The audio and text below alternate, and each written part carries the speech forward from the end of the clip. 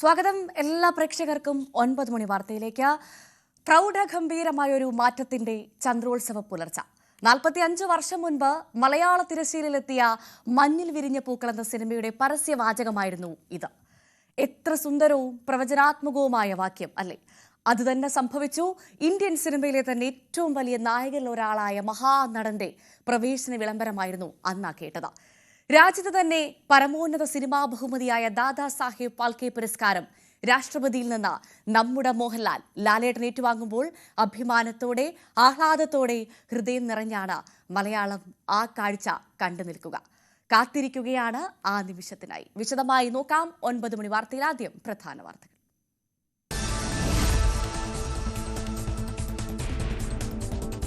Ballon ദ്യോർ പുരസ്കാരങ്ങൾ പ്രഖ്യാപിച്ചു. French striker Ousmane Dembele പുരുഷ താരം, വനിതാ താരം ഐറ്റാന ബോൺമാറ്റി, മികച്ച ടീം PSG. ഐക്യരാഷ്ട്രസഭയുടെ 80ാം വാർഷിക യോഗം ഇന്ന്. അമേരിക്കൻ പ്രസിഡന്റ് സംസാരിക്കും. എസ് ജയശങ്കർ പങ്കെടുക്കും. ഹമാസിനെതിരെ Palestine president Mahmoud Abbas. Palestine അതോറിറ്റിക്ക് മുന്നിൽ ആയുധം വെച്ച് കീഴടങ്ങണം. സ്വതന്ത്ര നിലപാടിന് പിന്തുണച്ച് ഫ്രാൻസും. ഇന്ത്യ അമേരിക്ക വാണിജ്യ കരാർ ചർച്ചകൾ തുടരുന്നു. മന്ത്രി പീയൂഷ് ഗോയലിന്റെ നേതൃത്വത്തിലുള്ള സംഘം ന്യൂയോർക്കിൽ തുടരുന്നു. വിദേശകാര്യ സെക്രട്ടറി മാർക്കോ റൂബിയോയുമായി കൂടിക്കാഴ്ച. ഇരു രാഷ്ട്രങ്ങളുടെയും പുരോഗതിക്കായി ഒന്നിച്ചു നീങ്ങുമെന്ന് എസ് ജയശങ്കർ. ദാദാ സാഹേബ് ഫാൽക്കെ പുരസ്കാരം മോഹൻലാൽ ഇന്ന് ഏറ്റുവാങ്ങും. ദേശീയ ചലച്ചിത്ര പുരസ്കാര വിതരണം ഇന്ന് ഡൽഹിയിൽ. വിജയരാഘവനും ഉർവശിയും പുരസ്കാരം ഏറ്റുവാങ്ങും.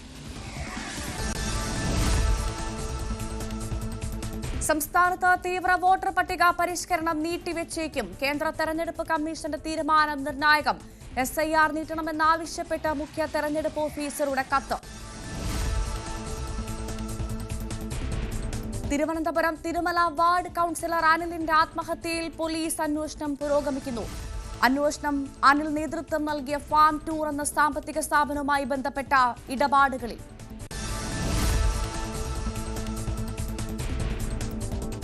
വിവാദങ്ങൾക്ക് പിന്നാലെ കോൺഗ്രസ് ഡിജിറ്റൽ മീഡിയ സെൽ പുനഃസംഘടിപ്പിക്കുന്നതിൽ അനിശ്ചിതത്വം തുടരുന്നു. മാധ്യമ വിഭാഗത്തിന്റെ ചുമതലയുള്ള വനിതാ നേതാവ് ആരോപണ വിധേയരായ DMC അംഗങ്ങളെ സംരക്ഷിക്കാൻ ശ്രമം നടത്തുകയാണെന്നാണ് മുതിർന്ന നേതാക്കൾ പറയുന്നത്.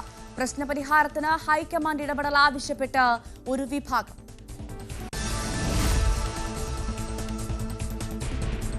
കോഴിക്കോട് ബീച്ചിന് സമീപം വൻകിട റിയൽ എസ്റ്റേറ്റ് ഗ്രൂപ്പിന്റെ അനധികൃത ഫ്ളാറ്റ് നിർമ്മാണം.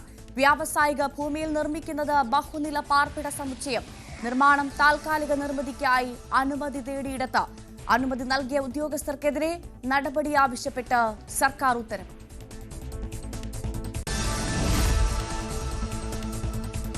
സർക്കാർ ആശുപത്രികളിലെ സെന്റ് വിതരണത്തിൽ നിലപാട് കടുപ്പിച്ച് കമ്പനികൾ. അടുത്ത മാസം 5-നകം മുഴുവൻ കുടിശ്ശികയും കൊടുത്തു തീർക്കണമെന്ന ആവശ്യം. ആശുപത്രികളിലെ സ്റ്റോക്കുകൾ തിരിച്ചെടുക്കുമെന്ന അറിയിപ്പ്. സ്റ്റൈപ്പൻഡ് വിതരണം നിർത്തിവെച്ചത് സെപ്റ്റംബർ 1-ാം തീയതി മുതൽ.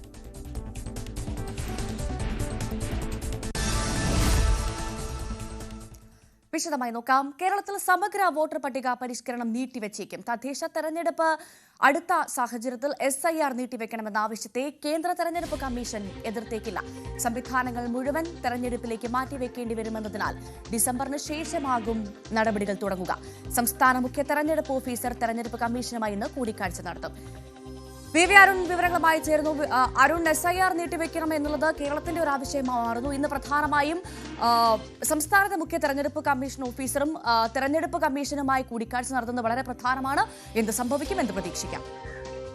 ഭവ്യ, BJP ഒഴികെയുള്ള സംസ്ഥാനത്തെ രാഷ്ട്രീയ പാർട്ടികൾ ഒന്നടങ്കം ആവശ്യപ്പെട്ടത് SIR നീട്ടിവെക്കണം. പല കാരണങ്ങൾ പറഞ്ഞെങ്കിലും അതിലൊരു പ്രധാന കാരണം തെരഞ്ഞെടുപ്പ് കമ്മീഷന് കൂടി അംഗീകരിക്കാവുന്ന ഒരു കാരണമായി മാറിയത് സംസ്ഥാന തദ്ദേശ തെരഞ്ഞെടുപ്പിന് ആഴ്ചകൾ മാത്രം ബാക്കി ഉള്ളൂ എന്നുള്ളതാണ്. ഈ ആഴ്ച, അടുത്ത ആഴ്ച ഈ വാർഡ് നറുക്കെടുപ്പ് അടക്കമുള്ള നടപടികളിലേക്ക് കടക്കും. പിന്നീട് വളരെ വേഗത്തിൽ സംസ്ഥാനം തദ്ദേശ തെരഞ്ഞെടുപ്പിലേക്ക് നീങ്ങണം. ഡിസംബർ 20-ന് മുമ്പ് നടപടിക്രമങ്ങൾ പൂർത്തിയാക്കേണ്ടതുണ്ട്. അതുകൊണ്ട് തന്നെ തദ്ദേശ തെരഞ്ഞെടുപ്പ് അടുത്തിരിക്കുന്ന സാഹചര്യത്തിൽ സംസ്ഥാനത്ത് ഈ വോട്ടർ പട്ടിക പരിഷ്കരണം എന്ന ഭാരിച്ച ഉത്തരവാദിത്തം കൂടി ഏറ്റെടുക്കാൻ തെരഞ്ഞെടുപ്പ് ഉദ്യോഗസ്ഥർക്കും അതുപോലെ രാഷ്ട്രീയ പാർട്ടികളും കഴിയില്ല എന്ന ഒരു പൊതുവികാരമാണ്. പൊതുവികാരം എന്ന് പറയാൻ കഴിയില്ല. BJP ഉടൻ തദ്ദേശ തെരഞ്ഞെടുപ്പ് തന്നെ മുമ്പ് തന്നെ വേണമെന്ന് ആവശ്യപ്പെട്ടു.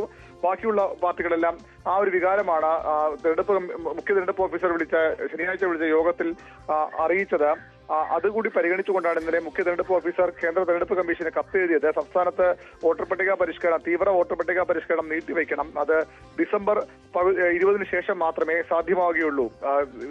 ജില്ലാ കളക്ടർമാർ അടക്കമുള്ള ജില്ലാ ഭരണകൂടത്തിലെ സംവിധാനങ്ങൾ അടക്കമുള്ള എല്ലാ കാര്യങ്ങളും ഈ തെരഞ്ഞെടുപ്പ് പ്രക്രിയയിലേക്ക് മാറ്റിവെക്കും, തദ്ദേശ തെരഞ്ഞെടുപ്പ് പ്രക്രിയയിലേക്ക് മാറ്റിവെക്കും. അതുകൊണ്ട് തന്നെ രണ്ടും കൂടി ഒരുമിച്ച് കൊണ്ടുപോകാൻ തെരഞ്ഞെടുപ്പ് ഉദ്യോഗസ്ഥർക്കും അതുപോലെ രാഷ്ട്രീയ പാർട്ടികൾക്കും കഴിയില്ല. രാഷ്ട്രീയ പാർട്ടി പ്രവർത്തകരുടെ പങ്കാളിത്തവും സഹകരണവും ഈ പട്ടിക പരിഷ്കരണത്തിൽ വളരെ പ്രധാനപ്പെട്ടതാണ്. അവർക്കും അതുപോലെ തന്നെ തെരഞ്ഞെടുപ്പ് ഉദ്യോഗസ്ഥർക്കും അതിന് കഴിയില്ല. അതുകൊണ്ട് നീട്ടിവെക്കണമെന്നായിരുന്നു ആവശ്യം. സംസ്ഥാന മുഖ്യ തെരഞ്ഞെടുപ്പ് ഓഫീസറുടെ നിലപാട് കേന്ദ്ര തെരഞ്ഞെടുപ്പ് കമ്മീഷൻ അംഗീകരിക്കാൻ തന്നെയാണ് സാധ്യത. ഒരു എതിർപ്പുണ്ടാകുമെന്ന് കരുതാനാകില്ല. കാരണം ഈ കാരണങ്ങൾ, രാഷ്ട്രീയ കാരണങ്ങൾക്കപ്പുറത്തേക്ക് സാങ്കേതികവും ഭരണപരവുമായ കാരണങ്ങളാണ് ചൂണ്ടിക്കാട്ടിയാണ് മുഖ്യ തെരഞ്ഞെടുപ്പ് ഓഫീസർ രത്തൻ യു കേൽക്കർ കത്തെഴുതിയത്. അതുകൊണ്ട് തന്നെ അത് അംഗീകരിക്കാനാണ് സാധ്യത. അങ്ങനെയെങ്കിൽ സംസ്ഥാനത്ത് ഉടൻ വോട്ടർ പട്ടിക, തീവ്ര വോട്ടർ പട്ടിക പരിഷ്കരണം ഉണ്ടാകില്ല. അത് ഡിസംബർ 20 ശേഷം തദ്ദേശ തെരഞ്ഞെടുപ്പിന്റെ നടപടിക്രമങ്ങൾ പൂർത്തിയായ ശേഷം മാത്രമേ ഉണ്ടാകൂ. ഇന്ന് ഉച്ചയ്ക്ക് 12 മണിക്കാണ് മുഖ്യ തെരഞ്ഞെടുപ്പ് ഓഫീസർ രത്തൻ കേൽക്കർ സംസ്ഥാന തെരഞ്ഞെടുപ്പ് കമ്മീഷൻ ഷാജഹാനെ കാണുന്നത്. അത് ഈ തദ്ദേശ തെരഞ്ഞെടുപ്പ് അടക്കമുള്ള കാര്യങ്ങളുടെ തെരഞ്ഞെടുപ്പ് കാര്യങ്ങളിൽ സഹകരിച്ച് പ്രവർത്തിക്കുക അടക്കമുള്ള കാര്യങ്ങളിലാണ്. അതായത് വോട്ടിംഗ് മെഷീൻ അടക്കം ഇപ്പോൾ സംസ്ഥാന തെരഞ്ഞെടുപ്പ് കമ്മീഷന്റെ കയ്യിലല്ല, മുഖ്യ തെരഞ്ഞെടുപ്പ് ഓഫീസറുടെ കൈവശമാണുള്ളത്. അത് കൈമാറണം. ബൂത്ത് ലെവൽ ഓഫീസർമാർ തദ്ദേശ തെരഞ്ഞെടുപ്പുമായി ബന്ധപ്പെട്ട് അവരുടെ സഹകരണം ഉണ്ടാകണം. ജില്ലാ കളക്ടർമാരുടെ സേവനം, അങ്ങനെ ഇതുമായി ബന്ധപ്പെട്ട തെരഞ്ഞെടുപ്പ് നടപടിക്രമങ്ങളുടെ ഭാഗമായി സഹകരണം ഉറപ്പിക്കുന്നതിന്റെ ഭാഗമായാണ് ഇന്നത്തെ നിർണായകമായ കൂടിക്കാഴ്ച. ഉച്ചയ്ക്ക് 12-നാണ് ആ കൂടിക്കാഴ്ച നടക്കുക. തീർച്ചയായും SIR തദ്ദേശ തെരഞ്ഞെടുപ്പിനെ ബാധിക്കുമെന്നാണ് കേരളത്തിന്റെ നിലപാട്. അതുകൊണ്ട് തന്നെ സ്വാഭാവികമായും അത് മാറ്റിവെക്കാനുള്ള സാധ്യത തന്നെയാണ് കൂടുതലും ഉള്ളത്. വിവ്യാരുണാണ് വിശദാംശങ്ങൾ പങ്കുവച്ചത്. കോഴിക്കോട് ബീച്ചിന് സമീപം വൻകിട റിയൽ എസ്റ്റേറ്റ് ഗ്രൂപ്പിന്റെ അനധികൃത ഫ്ളാറ്റ് നിർമ്മാണം. ബഹുനില പാർപ്പിട സമുച്ചയമാണ് വ്യാവസായിക ഭൂമിയിൽ നിർമ്മിക്കുന്നത്. താൽക്കാലിക നിർമ്മിതിക്കായി അനുമതി നേടിയയിടത്ത് 3 നില കെട്ടിടം നിർമ്മിച്ചു.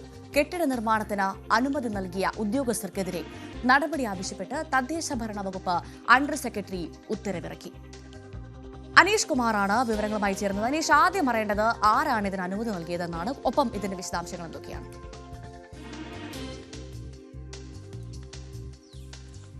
അതീവ ഗുരുതരമായ കുറ്റങ്ങളാണ് ഈ വിശദീകരണം തേടിയുള്ള അല്ലെങ്കിൽ നടപടി ആവശ്യപ്പെട്ടുള്ള അണ്ടർ സെക്രട്ടറിയുടെ ഉത്തരവിലുള്ളത്. നേരത്തെ തന്നെ ഈ ടൗൺ പ്ലാനിംഗ് വിജിലൻസ് വിഭാഗം ഈ കെട്ടിടവുമായി ബന്ധപ്പെട്ട അന്വേഷണം നടത്തി വരികയായിരുന്നു. ഈ അന്വേഷണത്തിന്റെ റിപ്പോർട്ട് സർക്കാരിന് നൽകുകയും അതിന്റെ അടിസ്ഥാനത്തിലാണ് തദ്ദേശ ഭരണ വകുപ്പിൽ നിന്നും ഇത്തരമൊരു ഉത്തരവ് ഇറക്കിയിരിക്കുകയും ചെയ്യുന്നത്. എന്തായാലും അതീവ ഗൗരവമായ പല നിയമലംഘനങ്ങളും ഈ കെട്ടിടത്തിന്റെ കാര്യത്തിൽ ഉണ്ട്. ഒന്ന്, ഈ ടൗൺ പ്ലാനിങ്ങുമായി ബന്ധപ്പെട്ട് ഇൻഡസ്ട്രിയൽ ഏരിയ, അതായത് വ്യാവസായിക അടിസ്ഥാനത്തിൽ ഉപയോഗിക്കുന്നതിനായി മാറ്റിവെച്ചിരുന്ന സ്ഥലമാണ്. ആ സ്ഥലത്താണ് ഇപ്പോൾ വാണിജ്യ അടിസ്ഥാനത്തിലുള്ള കെട്ടിട നിർമ്മാണം നടക്കുന്നത്. ബഹുനില ഫ്ളാറ്റിന്റെ നിർമ്മാണമാണ് ഇപ്പോൾ പുരോഗമിക്കുന്നത്. അതൊരു കൃത്യമായ നിയമവിരുദ്ധ പ്രവൃത്തിയാണെന്ന് നേരത്തെ തന്നെ ടൗൺ പ്ലാനിംഗ് വിജിലൻസ് വിഭാഗം നടത്തിയ അന്വേഷണത്തിൽ കണ്ടെത്തിയിരുന്നു. ഒപ്പം ഈ കെട്ടിട സമുച്ചയത്തിന് തൊട്ടു മുമ്പിലായി വശത്തോട്, അതായത് റോഡിനോട് ചേർന്ന് തന്നെ ഒരു 3 നില കെട്ടിടമുണ്ട്. സ്ഥിരം സ്വഭാവത്തിലുള്ള ഒരു കെട്ടിടം നിർമ്മിച്ചിട്ടുണ്ട്. ആ കെട്ടിടം നിർമ്മിച്ചതും നിയമവിരുദ്ധമാണ് എന്നാണ് ഉത്തരവിൽ പറയുന്നത്. പ്രത്യേകിച്ചും ഒരു താൽക്കാലിക സ്വഭാവമുള്ള, അതായത് നിർമ്മാണ പ്രവർത്തനങ്ങൾക്കായുള്ള ഓഫീസ് എന്ന രീതിയിലായിരുന്നു അനുമതി തേടിയിരുന്നത്. പക്ഷേ ആ അനുമതിക്ക് ശേഷം പിന്നീട് ഒരു ഡെമോൺസ്ട്രേഷൻ ബിൽഡിംഗ് എന്ന രീതിയിലേക്ക് ഇത് മാറ്റുകയായിരുന്നു. കാരണം ഈ നിർമ്മാണം പുരോഗമിക്കുന്ന ബഹുനില ഫ്ളാറ്റ് സമുച്ചയത്തിലുള്ള ഫ്ളാറ്റുകൾക്ക് സമാനമായ സൗകര്യങ്ങളുള്ള ഒരു ഡെമോൺസ്ട്രേഷൻ കെട്ടിടമാണ്. ആ സൗകര്യങ്ങളെല്ലാം ഉണ്ട്. അതായത് ഈ ഫ്ളാറ്റ് വാങ്ങാനായി ആഗ്രഹിക്കുന്നവർ ഇവിടെ വന്നു കഴിഞ്ഞാൽ ഈ ഡെമോൺസ്ട്രേഷൻ ഫ്ളാറ്റ് കണ്ടാൽ എന്തൊക്കെ സൗകര്യങ്ങൾ ആ ഫ്ളാറ്റിൽ ഏർപ്പെടുത്തിയിട്ടുണ്ടെന്ന് മനസ്സിലാക്കാം. അതൊരു സ്ഥിര നിർമ്മിതി എന്ന രീതിയിൽ തന്നെയാണ് നിർമ്മിച്ചിരിക്കുന്നത്. അതുകൊണ്ട് അതും കൃത്യമായ ചട്ടങ്ങളുടെ ലംഘനമാണ് എന്ന് പറയുന്നു. ഒപ്പം തീരദേശ പരിപാലന ചട്ടത്തിലെ ചില ലംഘനങ്ങളും നിർമ്മാണത്തിലെ പ്രശ്നം, അങ്ങനെ പലതരത്തിലുള്ള പ്രശ്നങ്ങളുണ്ടായിരുന്നു. ഇവയൊക്കെ ഈ നഗരസഭയിൽ ഫീസ് ഒടുക്കി അത് ക്രമപ്പെടുത്തുന്ന ചില നടപടികളും ഈ ഫ്ളാറ്റ് നിർമ്മാതാക്കളുടെ ഭാഗത്തുനിന്നുണ്ടായി. അതും ചട്ടവിരുദ്ധമാണ്. അത്തരത്തിൽ നിയമവിരുദ്ധമായി ഫീസ് ഈടാക്കിയ ഉദ്യോഗസ്ഥർക്കെതിരെ നടപടിയെടുക്കണമെന്ന നിർദ്ദേശവും നൽകിയിരിക്കുന്നു. അങ്ങനെ ഇവിടെയാണ് ഒരു വലിയ സംശയം വരുന്നത്. ഇത് അനധികൃത കെട്ടിടമാണെന്നോ താൽക്കാലിക നിർമ്മിതിക്കായി അനുമതി നേടിയ ഇടമാണെന്നോ, ഈ 3 നില കെട്ടിടം അവിടെ ഉയരും വരെ ഈ അധികൃതരൊന്നും അറിഞ്ഞില്ലേ, അവരൊന്നും കണ്ടില്ലേ? ഇത്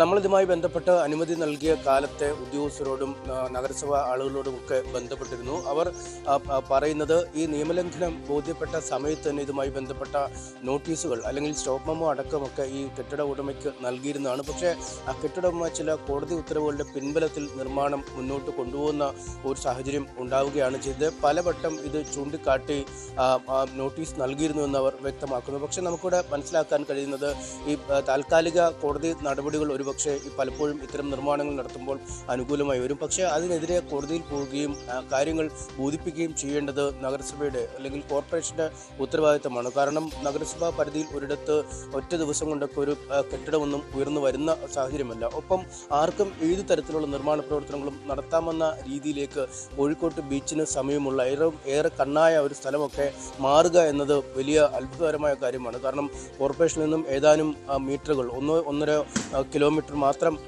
അകലെയാണ് ഈ വരയ്ക്കൽ ബീച്ചും ഈ നിർമ്മാണ പ്രവർത്തനങ്ങൾ നടക്കുന്ന സ്ഥലവും. അതുകൊണ്ട് കേവലം നോട്ടീസ് കൊടുക്കുക അല്ലെങ്കിൽ കോടതി വിധി അനുകൂലമാവുമ്പോൾ അതിനെ എതിർക്കാതിരിക്കുക എന്നത് തന്നെയാണ് ഇത്തരത്തിലെ അനധികൃത നിർമ്മാണം നടത്തുന്ന ആളുകൾക്ക് ഊർജ്ജമായി മാറുന്നത്. അതാണ് അനീഷ് അവിടെ ഉയർന്ന പ്രധാനപ്പെട്ട സംശയം അത് തന്നെയാണ്. അപ്പോൾ ആർക്കും എന്തുമാവാം എന്നുള്ള സ്ഥിതിയാണോ? കോഴിക്കോട് കോർപ്പറേഷൻ കണ്ണടച്ചു ഇതിനെതിരെ എന്ന് പറഞ്ഞാൽ അതിൽ തെറ്റുണ്ടാകുമോ? കാരണം ഒരു 3 നില കെട്ടിടം മനീഷ് പറഞ്ഞതുപോലെ ഒറ്റ ദിവസം കൊണ്ട് കെട്ടി ഉയരുന്നതല്ല. അപ്പോൾ അവിടെ കോർപ്പറേഷന്റെ അനുമതി അല്ലെങ്കിൽ മൗന സമ്മതം ഉണ്ടായിരുന്നു എന്ന് വേണമോ ഈ സാഹചര്യത്തിൽ വിലയിരുത്താൻ?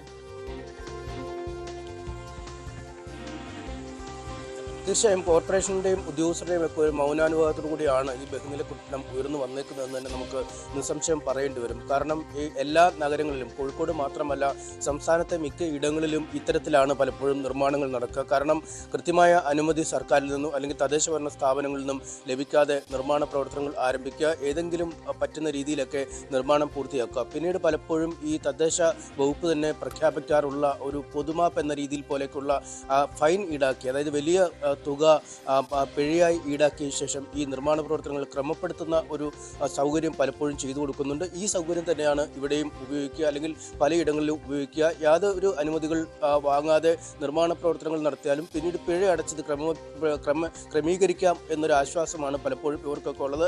അത്തരത്തിൽ ഒരു തവണ ഇവരിൽ നിന്ന് പിഴ ഈടാക്കിയെന്നും നമുക്ക് മനസ്സിലാക്കാൻ സാധിക്കുന്നു. അങ്ങനെ പിഴ ഈടാക്കാൻ പോലും കഴിയാത്ത ഭൂമിയും നിർമ്മാണ പ്രവർത്തനങ്ങളുമാണ് ഇത് എന്നാണ് ടൗൺ പ്ലാനർ വിജിലൻസ് കണ്ടെത്തുകയും അത് സർക്കാരിലേക്ക് റിപ്പോർട്ടായി പോവുകയും ചെയ്തത്. ആ കാര്യവും ഈ അണ്ടർ സെക്രട്ടറിയുടെ ഉത്തരവിലുണ്ട്. അതായത് ഇത്തരത്തിൽ നിയമവിരുദ്ധമായി കുടിശ്ശിക ഈടാക്കിയവർക്കെതിരെയും അത്തരം ഉദ്യോഗസ്ഥർക്കെതിരെയും നടപടിയെടുക്കണമെന്ന ആവശ്യം മുന്നോട്ട് വെച്ചിട്ടുണ്ട്. നമുക്കറിയാം, സാധാരണക്കാരായ ആളുകൾ ഒരു വീട് നിർമ്മിക്കാൻ പോവുക അല്ലെങ്കിൽ ഒരു കടമുറി നിർമ്മിക്കാനൊക്കെ പോയാൽ ഈ തീരദേശ പരിപാലന ചട്ടമൊക്കെ അടക്കം ഒരുപാട് നൂലാമാലങ്ങൾ താണ്ടി വേണം ഈ ബീച്ചിനോട് ചേർന്ന അല്ലെങ്കിൽ കടലിൻ്റെ സമീപത്തോട് ചേർന്ന ഇടങ്ങളിൽ നിർമ്മാണ പ്രവർത്തനങ്ങൾ നടത്താൻ.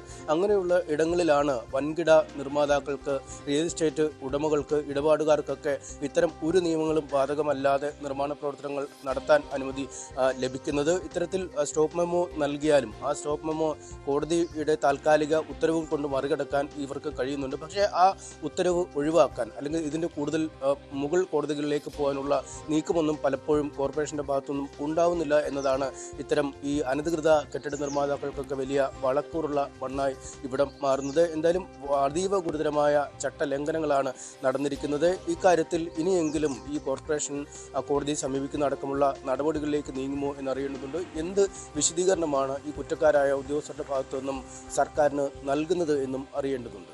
അനീഷ, ഇതിന് പിന്നിൽ റിയൽ എസ്റ്റേറ്റ് ഗ്രൂപ്പാണ് എന്നുള്ള ഒരു സംശയം ഉടലെടുക്കുന്നുണ്ടോ? അങ്ങനെ ആയതുകൊണ്ടായിരിക്കില്ലേ ഒരു പക്ഷേ അനീഷ പറഞ്ഞ ഈ നൂലാമാലകളൊന്നും ഇവർക്ക് ബാധകമല്ലാത്തത്? ഏറ്റവും പ്രധാനപ്പെട്ട കാര്യം, ഇതൊരു വ്യാവസായിക ഭൂമിയാണ് എന്നുള്ളത്. ആ വ്യാവസായിക ഭൂമിയിലാണ് ഇപ്പോൾ 3 നില കെട്ടിടം ആരും അറിയാതെ കെട്ടിപ്പൊങ്ങിയത് എന്ന് വേണമെങ്കിൽ പറയാം. അത് താൽക്കാലിക നിർമ്മിതിക്കായി അനുമതി തേടിയതാണ്. ഇനി ഇത് സ്ഥിരം നിർമ്മിതിക്കായുള്ള അനുമതിയായി മാറുമോ അനീഷ? അങ്ങനെ സംശയിച്ചാലും അതിൽ തെറ്റു പറയാൻ സാധിക്കില്ല അല്ലേ? തീർച്ചയായും ഇല്ല. വലിയ വമ്പൻ ഗ്രൂപ്പുകൾ തന്നെയാണ് ഇതിൻ്റെ പിന്നിലുള്ള. പ്രസ്റ്റീജ് ഗ്രൂപ്പിൻ്റെ ഫ്ലാറ്റാണ്. അവർക്ക് സംസ്ഥാനത്തിൻ്റെ വിവിധ ഇടങ്ങളിലായി ഒരുപാട് വൻകിട പ്രോജക്റ്റുകളുള്ള ആളുകളാണ്. ബംഗളൂരു നഗരത്തിലും മറ്റുമൊക്കെ ഒരുപാട് പ്രശസ്തരായ ബിൽഡർമാരാണ്. അതുകൊണ്ട് അവർ സാധാരണ ഗതിയിൽ ഇത്തരം നിർമ്മാണ പ്രവർത്തനങ്ങളൊക്കെ നടത്തുമ്പോൾ അതിൻ്റെ അനുമതിയും മറ്റ് ചട്ടങ്ങളുമൊക്കെ നോക്കി വേണം നടത്താൻ. പക്ഷേ ഇവിടെ അതൊന്നും പാലിക്കപ്പെട്ടിട്ടില്ല, അല്ലെങ്കിൽ അതീവ ഗുരുതരമായ നിയമലംഘനങ്ങൾ ഉള്ള ഒരു സ്ഥലത്ത് ആണ് ഇത് നടത്തുന്നത്. ഒപ്പം ഈ ഭൂമിയുമായി ബന്ധപ്പെട്ടൊക്കെയുള്ള പല പ്രശ്നങ്ങളുണ്ട് എന്ന് നമ്മൾ മനസ്സിലാക്കാൻ കഴിയുന്നു. കാരണം പ്രബലമായ ഒരു രാഷ്ട്രീയ പാർട്ടിയുടെ ബന്ധുവിൻ്റെതാണ് ഈ ഭൂമി. അതുകൊണ്ട് ഈ കോർപ്പറേഷനിൽ പരിശോധിച്ചാലും ഈ ഭരണപക്ഷമോ പ്രതിപക്ഷമോ ഒന്നും കണ്ണടച്ച് ഈ ഭൂമിയുമായി ബന്ധപ്പെട്ട ഇടപാടുകളെ എതിർക്കാത്ത ഒരു സാഹചര്യമുണ്ട്. അതുകൊണ്ട് രാഷ്ട്രീയ ബന്ധം ഒക്കെ ഏതെങ്കിലും കേസുകളിൽ വന്നാൽ പിന്നീട് അവിടേക്ക് കക്ഷി രാഷ്ട്രീയ ഭേദമന്യേ എതിർപ്പുകൾ ഉയരാത്ത ഒരു കാലം കൂടിയാണ്. അതുകൊണ്ട് അത്തരം ചില ഇടപാടുകൾ കൂടി ഇതിന് പിന്നിലുണ്ട്. അതുകൊണ്ടാണ് ഒരു മൗനാനുവാദം പ്രതിപക്ഷത്തിൻ്റെയും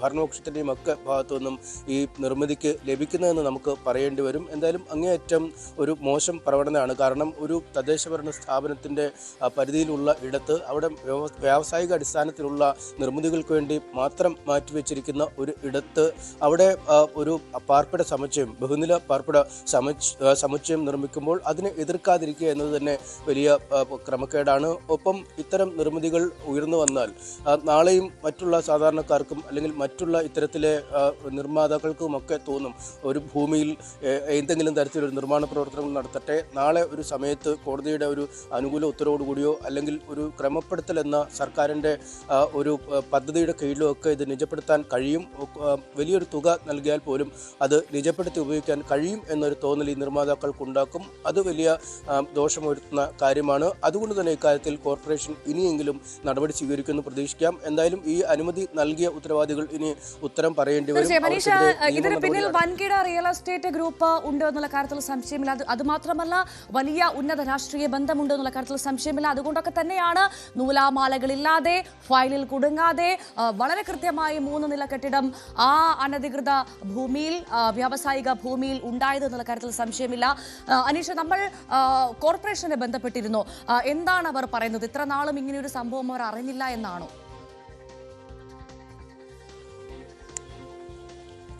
കോർപ്പറേഷൻ നമ്മൾ ബന്ധപ്പെട്ടിരുന്നു. അവർ പറയുന്നത് ഈ താൽക്കാലിക ഒരു ഓഫീസ് കെട്ടിടം നിർമ്മിക്കുക എന്ന ഒരു ഉദ്ദേശത്തോടു കൂടിയാണ് കോർപ്പറേഷനിൽ നിന്നും അനുമതി വാങ്ങിയത്. അതിനുശേഷമാണ് ഈ 3 നില കെട്ടിടം, അതായത് സ്ഥിരം സ്വഭാവത്തിലുള്ള കോൺക്രീറ്റും സിമെൻറ്റും ഒക്കെ ഉപയോഗിച്ചുള്ള ഒരു സ്ഥിരം നിർമ്മിതി എന്ന രീതിയിലേക്ക് ആ കെട്ടിടം മാറ്റിയത്. അതുകൊണ്ട് അതിന് ആ നിർമ്മാണ ഘട്ടം കഴിഞ്ഞപ്പോൾ തന്നെ അല്ലെങ്കിൽ ആ ഘട്ടത്തിൽ തന്നെ നോട്ടീസ് നൽകിയിരുന്നു, സ്റ്റോപ്പ് മെമ്മോ നൽകിയിരുന്നു, നിർമ്മാണ പ്രവർത്തനങ്ങൾ നിർത്തിവെക്കണമെന്ന് ആവശ്യപ്പെട്ടിരുന്നു. എന്നാൽ പിന്നീട് അവർ കോടതിയിൽ നിന്നുള്ള ഒരു സ്റ്റേയുടെ ഉത്തരവിൻ്റെ പിൻബലത്തിലാണ് ആ നിർമ്മാണം പൂർത്തിയാക്കുകയും അവിടെ ഇപ്പോഴും പ്രവർത്തിച്ചു കൊണ്ടിരിക്കുകയും ചെയ്യുന്നത്. എന്നാൽ ഈ സ്റ്റേ മാറ്റാൻ അല്ലെങ്കിൽ നിയമവിരുദ്ധമായ ഒരു കാര്യമാണ് എന്നത് കോടതിയെ ബോധിപ്പിക്കാൻ അല്ലെങ്കിൽ ഈ നിർമ്മാണം ഉപയോഗിക്കരുത് അല്ലെങ്കിൽ ഈ നിർമ്മാണം പൊളിച്ചു നീക്കണം എന്ന് ആവശ്യപ്പെടാൻ എന്തുകൊണ്ട് പിന്നീടുള്ള നടപടികൾ സ്വീകരിച്ചില്ല എന്ന ചോദ്യത്തിന് കൃത്യമായ ഒരു ഉത്തരം കോർപ്പറേഷൻ്റെ ഭാഗത്തുനിന്നും ഉണ്ടായിട്ടില്ല. അവർ കോടതിയെ പഴിചാരിയാണ്. അതായത് കോടതി ഒരു അനുകൂലമായ ഒരു ഉത്തരവ്, ഇടക്കാല ഉത്തരവ് നൽകിയിരുന്നു. ആ ഉത്തരവിൻ്റെ പിൻബലത്തിൽ നിർമ്മാണ പ്രവർത്തനങ്ങൾ മുന്നോട്ട് നടക്കുന്നു, ഇപ്പോഴും ആ കെട്ടിടം ഉപയോഗിക്കുന്നു എന്ന വിശദീകരണമാണ് നൽകുന്നത്. മറുവശത്ത് എന്തുകൊണ്ട് ഈ നിർമ്മിതി ഒഴിപ്പിക്കാനുള്ള തുടർ നിയമ നടപടികളിലേക്ക് നീങ്ങിയില്ല എന്ന ചോദ്യത്തിന് കൃത്യമായൊരു ഉത്തരം അവരുടെ ഭാഗത്തുനിന്നും ഇല്ല. എല്ലാ കക്ഷികളും ഇക്കാര്യത്തിൽ കൃത്യമായൊരു മൗനം പാലിക്കുന്നു എന്ന് തന്നെ പറയേണ്ടി വരും. എം.എസ്. അനീഷ് കുമാറാണ് വിശദ വിവരങ്ങൾ നൽകിയത്. വൈപ്പിൻ എം.എൽ.എ. ഉണ്ണികൃഷ്ണനെയും CPM നേതാവ് KJ ഷൈനെയും സമൂഹമാധ്യമത്തിലൂടെ അധിക്ഷേപിച്ച കേസിൽ കോൺഗ്രസ് പ്രവർത്തകൻ ഗോപാലകൃഷ്ണനും KM ഷാജഹാനും ഇന്ന് ആലുവ സൈബർ പോലീസ് സ്റ്റേഷനിൽ ഹാജരാകണം. ഇരുവരുടെയും വീടുകളിൽ പരിശോധന നടത്തിയ പോലീസ് ഫോൺ പിടിച്ചെടുത്തിരുന്നു. ആജ്ഞ രവീന്ദ്രൻ വിവരങ്ങളുമായി ചേരുന്നു. ആജ്ഞ, നമ്മൾ കണ്ടതാണ് ഈ സൈബർ കേസിൽ ദ്രുതഗതിയിലുള്ള നടപടിയായിരുന്നു പോലീസിന്റെ ഭാഗത്തുനിന്നുണ്ടായിരുന്നത്. ഇന്നെന്തായാലും അതുമായി ബന്ധപ്പെട്ട് തുടർ നടപടികൾ സ്വീകരിക്കുകയാണ്. എന്താണ് സംഭവിക്കാൻ പോകുന്നത്? വിവരങ്ങൾ.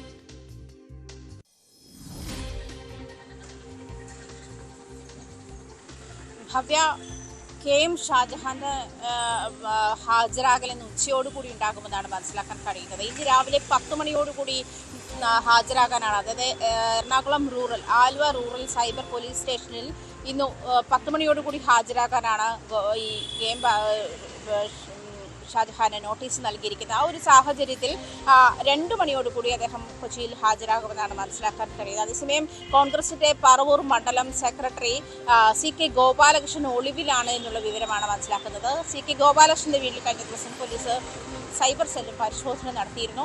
അതുപോലെ തന്നെ സൈബർ സെല്ലിന്റെ നീക്കമെന്ന് പറയുന്നത് ഇതിൽ തന്നെ ഫേസ്ബുക്കിന്റെ തന്നെ മാതൃസ്ഥാപനമായിട്ടുള്ള മെറ്റയ്ക്ക് ലെറ്റർ നൽകിയിട്ട് കാത്തിരിക്കുകയായിരുന്നു. അതേസമയം അതിന് മറുപടി കിട്ടാത്തതുകൊണ്ട് ഞായറാഴ്ച ഒന്നുകൂടി ലെറ്റർ അയച്ചിട്ടുണ്ട്. അതിന് മറുപടി കിട്ടിയ ശേഷമായിരിക്കും ഇത് കൂടുതൽ നീക്കങ്ങൾ സൈബർ പോലീസിന്റെ ഭാഗത്തു നിന്നുണ്ടാകും. അതേസമയം കഴിഞ്ഞ ദിവസം തന്നെ ഈ KJ ഷൈൻ തനിക്കെതിരെയുള്ള തനിക്കെതിരെയുള്ള ആക്രമണത്തിന്റെ അടിസ്ഥാനത്തിൽ സുജിത്തിനെ, അതായത് പോലീസ് മർദ്ദനത്തിനിരയായി എന്ന് പരാതിയുമായി രംഗത്ത് നിൽക്കുന്ന തൃശ്ശൂരിലെ യൂത്ത് കോൺഗ്രസ് നേതാവ് സുജിത്തിനെതിരെ പരാതി നൽകിയിട്ടുണ്ട്. സുജിത്ത് ഇത്തരത്തിൽ സൈബർ ഇടങ്ങളിൽ ആക്രമണം നടത്തുന്നു എന്നുള്ള ഒരു പരാതിയെ തുടർന്ന് സുജിത്ത് പോസ്റ്റ് പിൻവലിച്ചു. എന്നിരുന്നാൽ പോലും പരാതി നൽകിയിട്ടുണ്ട്. ആ പരാതിയും പോലീസ് അന്വേഷിക്കും. മറ്റൊരു ബ്ലോക്ക് സെക്രട്ടറി, കോൺഗ്രസിന്റെ മറ്റൊരു ബ്ലോക്ക് സെക്രട്ടറിക്കെതിരെയും പ്രാദേശിക കോൺഗ്രസ് നേതാവ് കൂടിയായിട്ടുള്ള ബ്ലോക്ക് സെക്രട്ടറിക്കെതിരെയും പരാതി നൽകിയിട്ടുണ്ട്. എന്തായാലും ഈ പരാതിയുമായി മുന്നോട്ട് പോവുക എന്നുള്ളത് തന്നെയാണ് ഷൈൻ ടീച്ചർ ആ ഒരു നിലപാടിൽ തന്നെ ഉറച്ചു നിൽക്കുകയാണ്. പ്രത്യേകിച്ചും സ്ത്രീകൾക്കെതിരായിട്ടുള്ള ഇത്തരം ആക്രമണങ്ങൾ അത് പ്രത്യേകിച്ചും സ്ത്രീ ആയതുകൊണ്ട് തന്നെ ഏതൊരു തരത്തിലേക്കും സൈബർ ഇടങ്ങളിൽ തന്നെ തങ്ങളെ ആക്രമിക്കാനുള്ള ആയുധമാക്കി എടുക്കുന്നു എന്നുള്ളതാണ്. ആക്രമിക്കാനുള്ള ആയുധമാക്കി ലൈംഗികതയെ എടുക്കുന്നു എന്നുള്ളതാണ് അവരുടെ ആരോപണം. അങ്ങനെയാണ്. അതിൽ തന്നെ അവർ ഉറച്ചു നിൽക്കുകയാണ്. ആ പരാതിയുമായി മുന്നോട്ട് പോകും. അതിന് കൃത്യമായിട്ടുള്ള, അതായത് മാധ്യമപ്രവർത്തകരുടെയും പോലീസിന്റെയും സംസ്ഥാന സർക്കാരിന്റെയും ഭാഗത്തു നിന്നുള്ള പിന്തുണയെ തന്നെ അംഗീകരിക്കുന്നു, അതിനോട് നന്ദി പറയുന്നു എന്നൊക്കെ അവർ പ്രതികരിക്കുകയും ചെയ്തു. അതേസമയം ഈ പരാതികളുമായി മുന്നോട്ട് പോകുമ്പോഴും KM ഷാജഹാൻ ഇന്ന് ഉച്ചയോടുകൂടി ആലുവ റൂറൽ സൈബർ പോലീസ് സ്റ്റേഷനിൽ ഹാജരാകുമെന്നാണ് മനസ്സിലാക്കാൻ കഴിയുന്നത്. അതുപോലെ തന്നെ ഈ CK ഗോപാലകൃഷ്ണൻ ഒളിവിലാണ് എന്നാണ് മനസ്സിലാക്കാൻ കഴിയുന്നത്. ഗോപാലകൃഷ്ണന്റെ കുടുംബത്തിനെതിരായി തന്നെ ഉണ്ടായിരുന്ന സൈബർ അറ്റാക്ക്, അത്തരം കാര്യങ്ങൾക്കെതിരെയും പ്രതികരണം ഉണ്ടായിരുന്നു. അതായത് അത് ഷൈൻ്റെ ഭാഗത്തു നിന്നും അത്ര ഒരു പ്രതികരണം ഉണ്ടായിരുന്നു. സ്ത്രീ ആയാലും പുരുഷനായാലും ഏതൊരു വ്യക്തിക്കെതിരെയും ഇത്തരം ആരോപണങ്ങളുമായി ആരും മുന്നോട്ട് വരരുത്, അല്ലെങ്കിൽ ഇത്തരം ആരോപണങ്ങൾ ഉന്നയിക്കരുത് എന്നുള്ള തരത്തിലായിരുന്നു അവർ കഴിഞ്ഞ ദിവസം മാധ്യമങ്ങളോട് പ്രതികരിച്ചത്. അങ്ങനെയായിരുന്നു. എന്തായാലും ഈ പരാതിയുമായി മുന്നോട്ട് പോകാൻ തന്നെയാണ് അവരുടെ തീരുമാനം. എന്നിരുന്നാൽ പോലും ഈ പരാതിയിൽ, അതായത് സൈബർ ആക്രമണത്തിന് മേലെയുള്ള പരാതിയിന്മേൽ പോലീസ് അന്വേഷണം ഊർജിതമാക്കിയിട്ടുണ്ട്. അതിന്റെ ഭാഗമായിട്ട് തന്നെ ഫേസ്ബുക്കിന്റെ മാതൃസ്ഥാപനമായിട്ടുള്ള മെറ്റയ്ക്ക് കത്ത് നൽകിയിട്ടുണ്ട്. ഈ കത്തിന്റെ അടിസ്ഥാനത്തിൽ ആ കത്തിന് മറുപടി കിട്ടുന്നതിന്റെ അടിസ്ഥാനത്തിൽ തുടർ നടപടികൾ ഉണ്ടാവുക. അതിൽ നിന്നും വ്യക്തത കിട്ടിയ ശേഷം, കൂടുതൽ ക്ലാരിറ്റി കിട്ടിയ ശേഷമായിരിക്കും കൂടുതൽ നടപടികളുമായിട്ട് മുന്നോട്ട് പോവുക. എന്നിരുന്നാൽ പോലും ഈ CK ഗോപാലകൃഷ്ണന്റെ, അതായത് പറവൂർ കോൺഗ്രസ് മണ്ഡലം സെക്രട്ടറിയായ CK ഗോപാലകൃഷ്ണന്റെ വീട്ടിലും റെയ്ഡ് നടത്തിയിരുന്നു. അതുപോലെ തന്നെ KM ഷാജഹാൻ ഇന്ന് ഉച്ചയ്ക്കോടുകൂടി തിരുവനന്തപുരത്തു നിന്നാണ് അദ്ദേഹത്തിന് കൊച്ചിയിലെത്തേണ്ടത്. ഉച്ചയോടുകൂടി Ernakulam Aluva rural cyber police സ്റ്റേഷനിൽ ഹാജരാക്കുമെന്നാണ് മനസ്സിലാക്കാൻ കഴിയുന്നത്. ഈ രണ്ടുപേർക്കും ഇന്ന് 10 മണിയോടുകൂടി ഹാജരാകാനാണ് നോട്ടീസ് നൽകിയിരിക്കുന്നത്. എന്തായാലും 2 മണിയോടുകൂടി KM ഷാജഹാൻ ഹാജരാകുമെന്നാണ് മനസ്സിലാക്കാൻ കഴിയുന്നത്. തീർച്ചയായും KJ ഷൈൻ നൽകിയ അധിക്ഷേപ പരാതിയിൽ വളരെ ദ്രുതഗതിയിലുള്ള അന്വേഷണമാണ്, പ്രതികളിലേക്ക് എത്തുന്ന തരത്തിലുള്ള അന്വേഷണമാണ് പോലീസിന്റെ ഭാഗത്തു നിന്നുണ്ടായത്. ഇത് KJ ഷൈൻ്റെ കാര്യത്തിൽ മാത്രമല്ല, ഇത്തരത്തിൽ അധിക്ഷേപ പരാമർശങ്ങൾ നേരിടുന്ന, സൈബർ ആക്രമണങ്ങൾ നേരിടുന്ന എല്ലാവർക്കും നേരെ ഇതേ ആർജവത്തോടു കൂടിയുള്ള അന്വേഷണം പോലീസിന്റെ ഭാഗത്തു നിന്നുണ്ടാകണം. സാധാരണ നമ്മൾ കാണാറാണ് ഇത്തരത്തിലുള്ള സൈബർ പരാതികൾ നൽകുമ്പോൾ സാധാരണക്കാരായിക്കോട്ടെ, മാധ്യമ രംഗത്ത് പ്രവർത്തിക്കുന്ന സ്ത്രീകൾ നൽകുന്ന പരാതികളായിക്കോട്ടെ, അതല്ല മറ്റ് രാഷ്ട്രീയത്തിൽ പ്രവർത്തിക്കുന്ന സ്ത്രീകൾ നൽകുന്ന പരാതികളായിക്കോട്ടെ, എല്ലാം ഒരുപക്ഷെ വർഷങ്ങളോളം എടുക്കുന്ന കാഴ്ചകൾ നമ്മൾ കാണാറുണ്ട്. സാധാരണ സൈബർ പോലീസ് ചെയ്യുന്നത് ഇത് മെറ്റയ്ക്ക് നൽകും, പിന്നെ അവിടുന്ന് അങ്ങോട്ട് മെറ്റ അതിനുമായി ബന്ധപ്പെട്ട ഡേറ്റാസ് നൽകാൻ വേണ്ടി വർഷങ്ങൾ എടുക്കുന്നത് നമ്മൾ കാണാറുണ്ട്. പക്ഷേ ഇവിടെ അതൊന്നും ബാധകമായില്ല എന്നുള്ള പ്രത്യേകത കൂടിയുണ്ട്. എന്തായാലും ഇത്തരത്തിൽ സൈബർ അതിക്രമങ്ങൾ നേരിടുന്ന സ്ത്രീകളായിക്കോട്ടെ, പുരുഷന്മാരായിക്കോട്ടെ, അവർ അധിക്ഷേപ പരാമർശങ്ങൾ നേരിടുന്ന ആരോ ആയിക്കോട്ടെ, അവർ നൽകുന്ന പരാതിയിൽ ഇതേ ആർജവത്തോടുകൂടി ഇതേ വേഗതയിൽ തന്നെ കാര്യങ്ങൾ നീക്കാൻ പോലീസും അധികൃതരും ശ്രദ്ധിക്കേണ്ടതാണ്.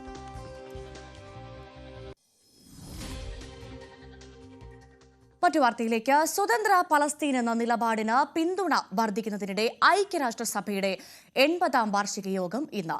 സ്വതന്ത്ര പലസ്തീൻ എന്ന നിലപാടിൽ ബ്രിട്ടൻ, കാനഡ, ഓസ്ട്രേലിയ, പോർച്ചുഗൽ എന്നീ രാജ്യങ്ങളുടെ നിലപാടിനൊപ്പം ഫ്രാൻസും അണിചേരുകയാണ്. ഫ്രാൻസിലെ 80 നഗരങ്ങളിൽ സർക്കാർ നിർദ്ദേശങ്ങൾ ലംഘിച്ച് പലസ്തീൻ പതാക ഉയർത്തി. ഫോറിൻ ട്രാവൽ അഡ്വൈസിൽ UK പലസ്തീനെ ഉൾപ്പെടുത്തി. ഇറ്റലിയിലെ മിലാനിൽ പലസ്തീൻ ഐക്യദാർഢ്യ പ്രകടനം സംഘർഷത്തിൽ കലാശിച്ചു.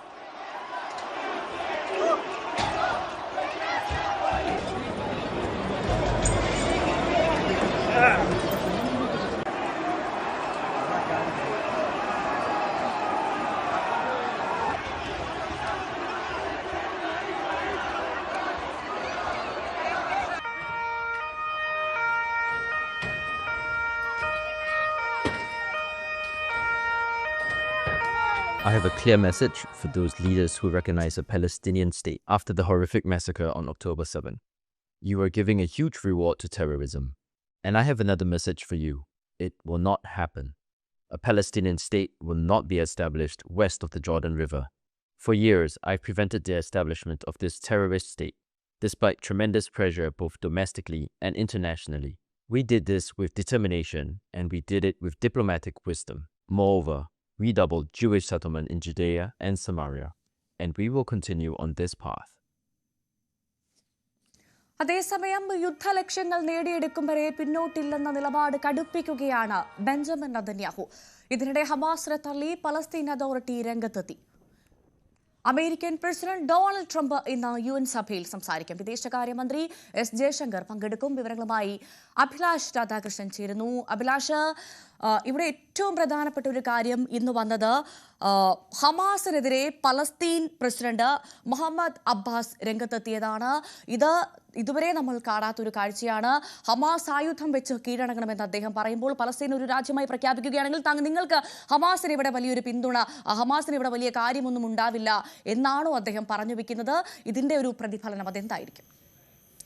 ഭവ്യ, ഇന്ന് ഗാസയെ സംബന്ധിച്ച് പലസ്തീനെ സംബന്ധിച്ച് വളരെ നിർണായകമായ ഒരു ദിവസമാണ്. അതായത് UN-ൽ 140-ലധികം രാജ്യങ്ങൾ ഇന്ന് പലസ്തീനെ ഒരു സ്വതന്ത്ര രാജ്യമായി അംഗീകരിക്കണമെന്ന് ആവശ്യപ്പെട്ടുകൊണ്ട് UN-ൽ സംസാരിക്കും. അതുപോലെ അമേരിക്കയും ഇസ്രായേലും അർജന്റീനയും അടങ്ങുന്ന 10 രാജ്യങ്ങൾ പലസ്തീനെ സ്വതന്ത്ര രാജ്യമായി അംഗീകരിക്കരുത് എന്ന് ആവശ്യപ്പെട്ടുകൊണ്ട് UN-ൽ സംസാരിക്കും. അങ്ങനെ UN-ൽ പലസ്തീനെ സ്വതന്ത്ര രാജ്യമാക്കണമെന്നും പലസ്തീനെ സ്വതന്ത്ര രാജ്യമാക്കരുതെന്നും പറഞ്ഞുകൊണ്ടുള്ള 2 പക്ഷങ്ങൾ ഇന്ന് UN-ൽ സംസാരിക്കും.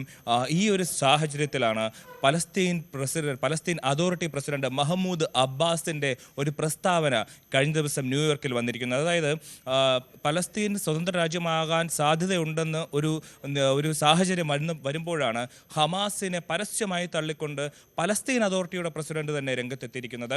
പലസ്തീൻ അതോറിറ്റി പ്രസിഡന്റ് പറയുന്നത് എങ്ങനെയാണ്? ഹമാസ് നിരായുധീകരിക്കണം, ഹമാസ് പലസ്തീൻ അതോറിറ്റിക്ക് മുന്നിൽ കീഴടങ്ങണം, ഗാസയുടെ ഗവേണിങ്ങിന്, ഗാസയുടെ ഭരണത്തിൽ ഹമാസിന് ഒന്നും തന്നെ ചെയ്യാനില്ല, അതുകൊണ്ട് എത്രയും പെട്ടെന്ന് ഹമാസ് നിരായുധീകരിച്ച് കീഴടങ്ങി പലസ്തീൻ ജനതയ്ക്ക് സ്വാതന്ത്ര്യം നൽകുന്ന കാര്യത്തിൽ ഏർപ്പെടണം എന്നുള്ളതാണ് മഹമ്മൂദ് അബ്ബാസ് പറഞ്ഞിരിക്കുന്നത്. ഈ ഒരു സാഹചര്യത്തിൽ നമുക്കറിയാം, ഫ്രാൻസ്, ഇംഗ്ലണ്ട്, കാനഡ, ഓസ്ട്രേലിയ തുടങ്ങി വിവിധ രാജ്യങ്ങൾ പലസ്തീനെ സ്വതന്ത്ര രാജ്യമായി കഴിഞ്ഞ ദിവസം അംഗീകരിച്ചിരുന്നു. അതൊരു പ്രധാനപ്പെട്ട നീക്കമാണ് പലസ്തീൻ്റെ സ്വതന്ത്രവുമായി ബന്ധപ്പെട്ട്. അപ്പോൾ ഈ ആവശ്യം അംഗീകരിക്കുന്ന രാജ്യങ്ങൾ, പലസ്തീനെ സ്വതന്ത്ര രാജ്യമായി അംഗീകരിച്ച രാജ്യങ്ങൾക്ക് ഒരു ഡിമാൻഡ് ഉണ്ടായിരുന്നുള്ളൂ. അതായത് ഹമാസ് കീഴടങ്ങണം, ഹമാസ് ആയുധം താഴെ വയ്ക്കണം, ഇസ്രായേലിൽ നിന്ന് പിടിച്ച ബന്ദികളെ തിരിച്ചയക്കണം. ഇത് ഒരു പ്രധാനപ്പെട്ട കാര്യമായി ഈ രാജ്യങ്ങൾ ഉന്നയിക്കുന്ന സാഹചര്യത്തിൽ കൂടിയാണ് പലസ്തീൻ അതോറിറ്റിയും ഹമാസിനെ പരസ്യമായി തള്ളി രംഗത്തെത്തുന്നത്. ഇതിൻ്റെ പിന്നിലൊരു രാഷ്ട്രീയമുണ്ടെന്ന് കൂടി വേണം നമുക്ക് കാണാൻ. കാരണം ഒരുപക്ഷെ സ്വതന്ത്ര രാജ്യമായി പലസ്തീൻ പ്രഖ്യാപിക്കപ്പെട്ടാൽ, UN അതങ്ങനെ പ്രഖ്യാപിച്ചാൽ അടുത്ത് വരാൻ പോകുന്ന അവിടെ തെരഞ്ഞെടുപ്പാണ്. ഈ തെരഞ്ഞെടുപ്പിൽ അവിടെ പലസ്തീൻ്റെ അധികാരത്തിൽ ആരെത്തും, പലസ്തീൻ്റെ ആദ്യത്തെ പ്രസിഡന്റായിട്ട് ആരെത്തും എന്നുള്ള ഒരു പ്രധാനപ്പെട്ട ചോദ്യം അവിടെ നിലനിൽക്കുന്നുണ്ട്. അവിടുത്തെ തെരഞ്ഞെടുപ്പിൽ ആര് മത്സരിക്കും, ആര് ജയിക്കുമെന്നുള്ളൊരു കാര്യം അവിടെ നിലനിൽക്കുന്നുണ്ട്. ഈ ഒരു സാഹചര്യത്തിൽ ഹമാസ് എന്ന് പറയുന്ന ഒരു പ്രതിയോഗിയെ അവിടുന്ന് ഒഴിവാക്കാൻ സാധിച്ചാൽ പിന്നെ വേറൊരു ചോദ്യമില്ല. അവിടെ പലസ്തീൻ അതോറിറ്റി തന്നെയായിരിക്കും പലസ്തീൻ്റെ അധികാരത്തിലെത്തുക, അവിടെ ഭരിക്കാൻ പോകുന്നത് അതോറിറ്റി തന്നെയായിരിക്കും.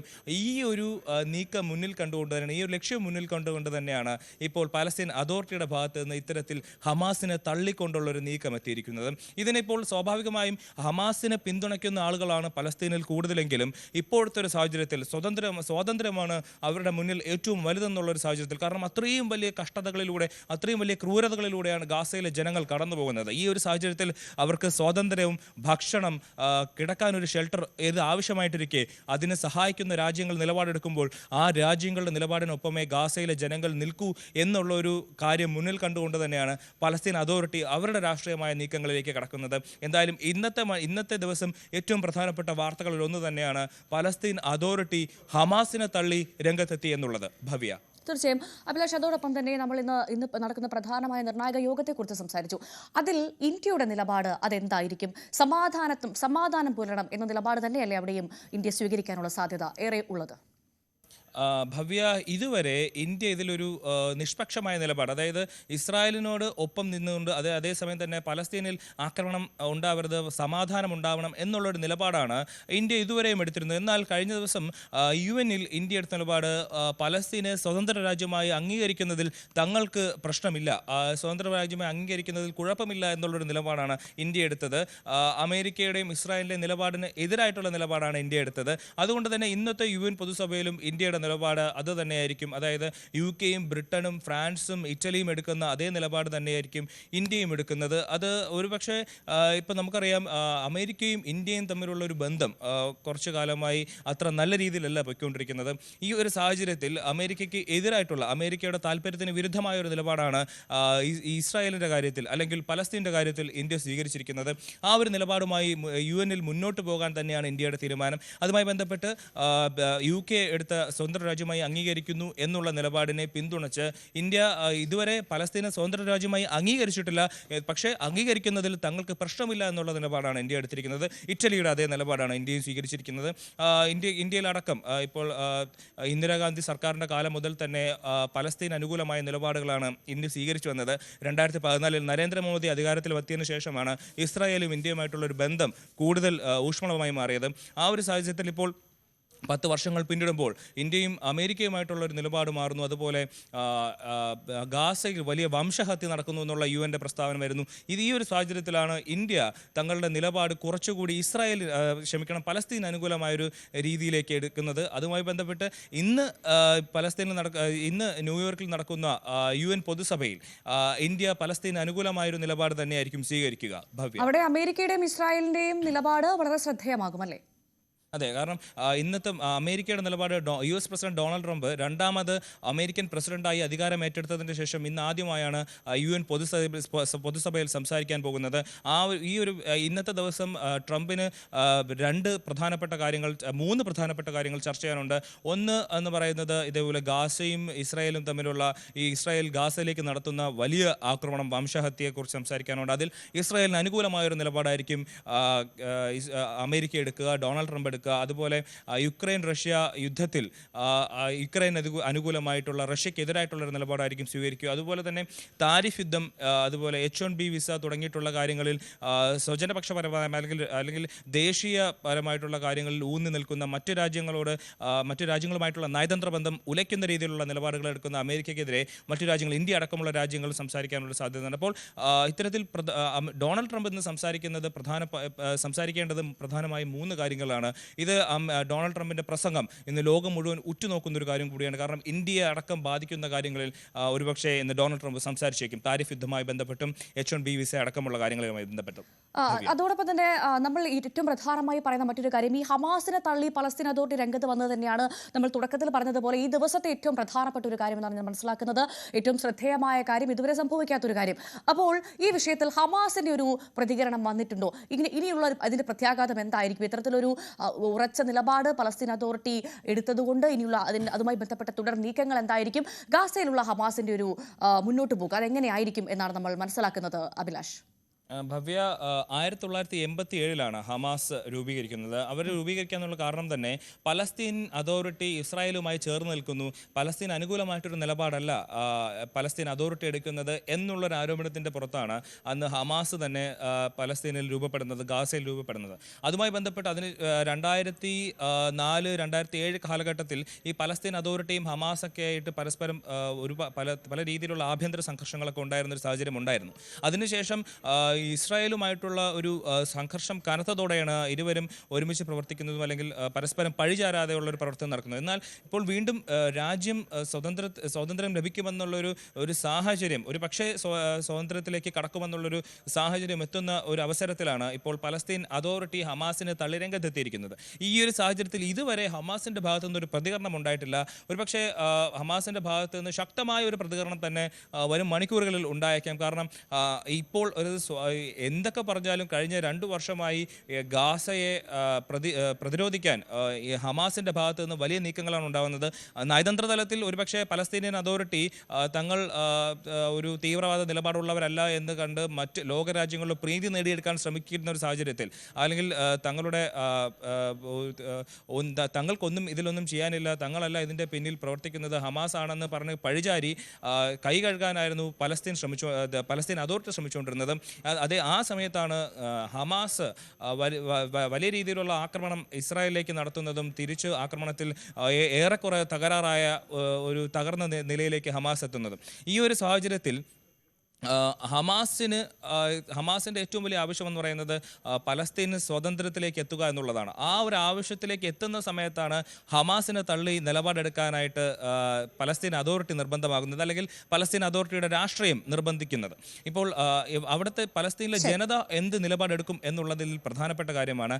പലസ്തീൻ്റെ ജനത ഹമാസിനൊപ്പം നിൽക്കുമോ, അല്ലെങ്കിൽ ഹമാസിനെ തള്ളി പലസ്തീൻ അതോറിറ്റിയെ തങ്ങളുടെ ഭരണത്തെ ഏൽപ്പിക്കുമോ എന്നുള്ള കാര്യത്തിൽ പലസ്തീൻ ജനതയാണ് ഇനി തീരുമാനിക്കേണ്ടത്. പക്ഷേ ഒരു സ്വതന്ത്ര രാജ്യമായാൽ, പക്ഷേ എന്തായാലും ഹമാസിന്റെ പ്രതികരണം വരും മണിക്കൂറിലുണ്ടാകും. അത് ഒരുപക്ഷെ പലസ്തീൻ അതോറിറ്റിക്ക് വിരുദ്ധമായി, പലസ്തീൻ അതോറിറ്റിക്ക് എതിരായിട്ടൊരു നിലപാടായിരിക്കും ഹമാസ് സ്വീകരിക്കുക എന്നാണ് നമുക്ക് വിലയിരുത്തേണ്ടത്. എന്തായാലും ഹമാസ് ആയുധം വെച്ച് കീഴടങ്ങണമെന്ന് മഹമ്മൂദ് അബ്ബാസ് പറയുന്നു. അദ്ദേഹത്തിന്റെ വാക്കുകൾക്ക് അവിടെ വലിയ പ്രാധാന്യമുണ്ട്. ഇനി എന്ത് സംഭവിക്കുമെന്ന് കാത്തിരുന്ന് കാണാം. അഭിലാഷ് രാധാകൃഷ്ണനാണ് വിവരങ്ങൾ നൽകിയത്. ഇന്ത്യ അമേരിക്ക വ്യാപാര കരാർ ചർച്ചകൾ തുടരുകയാണ്. വാണിജ്യമന്ത്രി പീയൂഷ് ഗോയൽ ഉൾപ്പെട്ട ഇന്ത്യൻ സംഘം ന്യൂയോർക്കിൽ തുടരുന്നു. അമേരിക്കൻ പ്രതിനിധികൾ ഇന്ത്യയിലെത്തി നടത്തിയ ചർച്ചകളുടെ തുടർച്ചയായാണ് ഗോയൽ യുഎസിലെത്തിയത്. അതേസമയം വിദേശകാര്യമന്ത്രി S Jaishankar US state secretary Marco റൂബിയോയുമായി കൂടിക്കാഴ്ച നടത്തി. മാർക്കോ റൂബിയോയുമായി സമകാലിക അന്താരാഷ്ട്ര ഉഭയകക്ഷി വിഷയങ്ങൾ ചർച്ചയായതോടുകൂടിയാണ് ഇരു രാഷ്ട്രങ്ങളുടെയും പുരോഗതിക്കായി ഒന്നിച്ചു നീങ്ങുമെന്നും ജയശങ്കർ എക്സിൽ കുറിച്ചത്. അജയ് സുധ ബിജു വിവരങ്ങളുമായി ചേരുന്നു. അജയ്, പ്രധാനപ്പെട്ട 2 കാര്യങ്ങളാണ്. അതിലൊന്ന് ഈ ഇന്ത്യക്ക് മേൽ അധിക തീരുവ ചുമത്തിയതിനു ശേഷമുള്ള പ്രധാനപ്പെട്ട കൂടിക്കാഴ്ച. അതോടൊപ്പം തന്നെ H1B വിസ, അതുമായി ബന്ധപ്പെട്ട വലിയ സംശയങ്ങൾ നിലനിൽക്കുന്ന സാഹചര്യത്തിലാണ് ഈ കൂടിക്കാഴ്ച എന്നത് ഏറെ ശ്രദ്ധേയമാണ്. എന്തൊക്കെയാണ് പ്രധാനമായും കൂടിക്കാഴ്ചയിൽ ഉയർന്നു വന്ന വിഷയങ്ങൾ? ഭവ്യ, അമേരിക്ക ഈ ലോകരാജ്യങ്ങൾക്ക് മേൽ താരിഫ് ചുമത്തുന്ന ഈ നീക്കം അത് ആരംഭിക്കുന്നതിന് മുൻപത്തെ കാര്യം നമ്മൾ നോക്കുകയാണെങ്കിൽ US ആദ്യമായി ഈ വ്യാപാര കരാർ ചർച്ചകൾ ആരംഭിച്ചത് ഇന്ത്യയുമായിട്ടാണ്.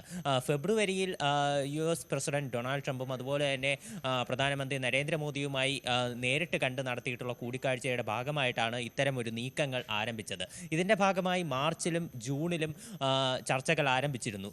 ജൂലൈയോടെ ഒരു കരാറിൽ എത്തിച്ചേരാൻ സാധിക്കുമെന്നായിരുന്നു ആദ്യഘട്ടത്തിൽ വിചാരിച്ചിരുന്നത്.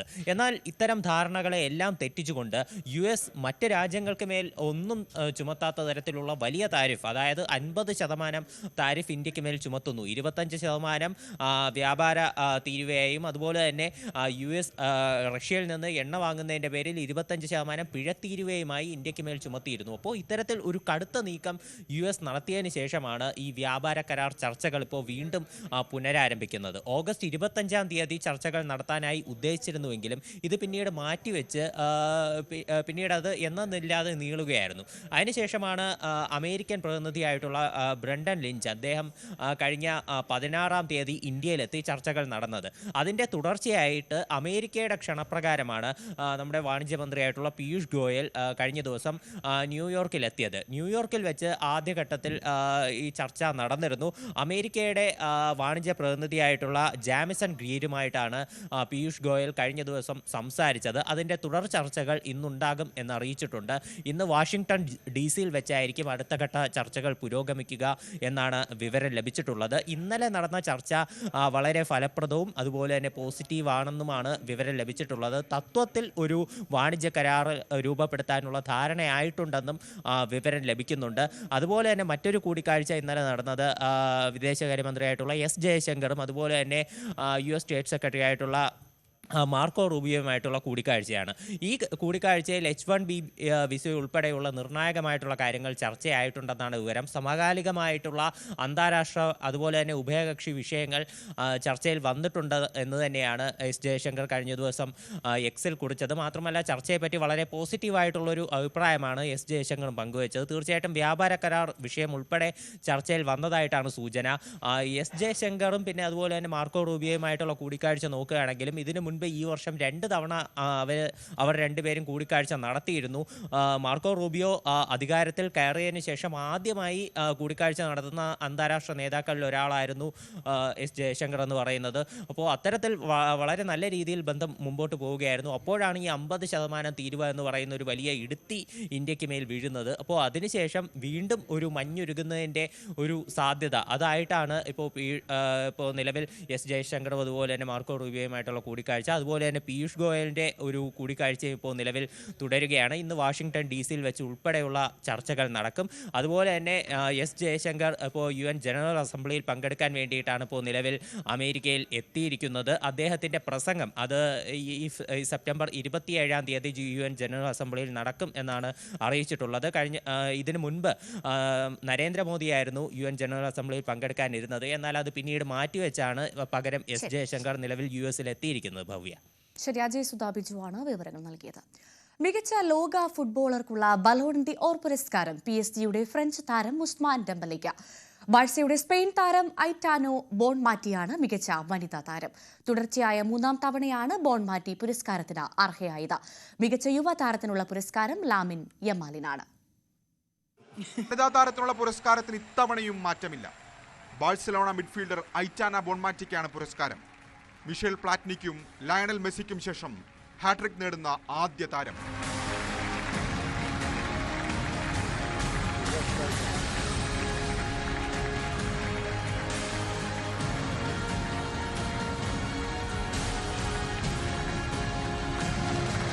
മികച്ച യുവതാരത്തിനുള്ള Copa trophy lamin യമാലിനാണ്.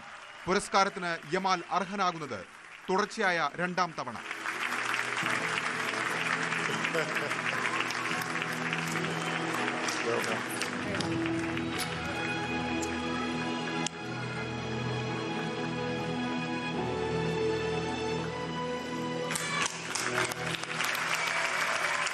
Champions league കിരീടനേട്ടം പോലെ ബലോൺ ഡിയോറിലും PSG തിളങ്ങിയ വർഷം. മികച്ച ടീമിനുള്ള പുരസ്കാരം, മികച്ച പരിശീലകൻ ലൂയി എൻറിക്, മികച്ച ഗോൾ കീപ്പർ ചാമ്പ്യൻസ് ലീഗിൽ വലകാത്ത ജിയാൻ ലൂജി ഡോണറുമ. മികച്ച വനിതാ ഗോൾ കീപ്പർക്കുള്ള പുരസ്കാരം ചെൽസിയുടെ ഹന്ന ഹാംപ്റ്റനാണ്.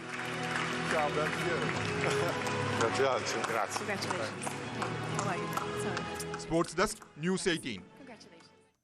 രാജ്യത്തെ പരമോന്നത സിനിമാ ബഹുമതിയായ ദാദാ സാഹേബ് ഫാൽക്കെ പുരസ്കാരം 158 കോടിയിലധികം രൂപയാണ് കുടിശ്ശികയിലുള്ളത്.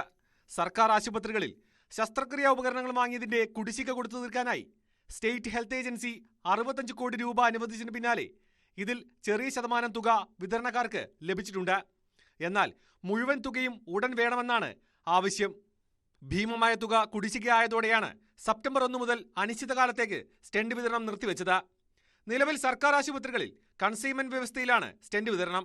കുടിശ്ശിക ഉടൻ നൽകിയില്ലെങ്കിൽ ആശുപത്രികളിലെ സ്റ്റോക്കുകൾ ഒക്ടോബർ 5 മുതൽ തിരിച്ചെടുക്കുമെന്നാണ് കത്തിൽ വ്യക്തമാക്കിയിരിക്കുന്നത്.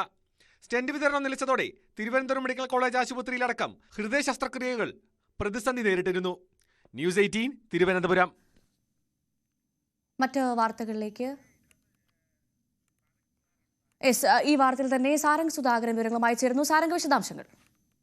ഭവ്യ, ഈ മാസം ആദ്യം തൊട്ട് തന്നെ ഇത്തരത്തിലുള്ള ഒരു സ്റ്റെന്റ് വിതരണം സർക്കാർ ആശുപത്രിയിൽ കേരളത്തിലുടനീളമുള്ള സർക്കാർ ആശുപത്രികളിൽ വിതരണം നിർത്തിവെച്ചിരുന്നു. അതിനുശേഷവും സ്റ്റേറ്റ് ഹെൽത്ത് ഏജൻസിയും ധനവകുപ്പും അടക്കം ഒരു 100 കോടി രൂപ അനുവദിച്ചിരുന്നു. അതിൽ 65 കോടി രൂപ സർക്കാർ ആശുപത്രികൾക്കും പിന്നെ 45 കോടി രൂപ ഇൻഷുറൻസ് പരിരക്ഷയിൽ സ്വകാര്യ ആശുപത്രികൾ ചികിത്സ ചെയ്ത ആശുപത്രികളിലേക്ക് വിതരണം ചെയ്യുന്നു. ഈ 65 കോടി രൂപയിൽ ചെറിയൊരു ശതമാനം മാത്രമാണ് ഇപ്പോൾ സ്റ്റെന്റ് വിതരണക്കാർക്ക് ലഭിച്ചിട്ടുള്ളത്. കാരണം മുഴുവൻ ശസ്ത്രക്രിയാ ഉപകരണങ്ങളും വാങ്ങിയ കുടിശ്ശിക തീർക്കാൻ വേണ്ടിയിട്ടാണ് ഈ ഒരു 65 കോടി അനുവദിച്ചിട്ടുള്ളത്. അതിൽ തന്നെ ചെറിയൊരു ശതമാനം മാത്രമാണ് സ്റ്റണ്ട് വിതരണക്കാർക്ക് ലഭിച്ചിട്ടുള്ളത്.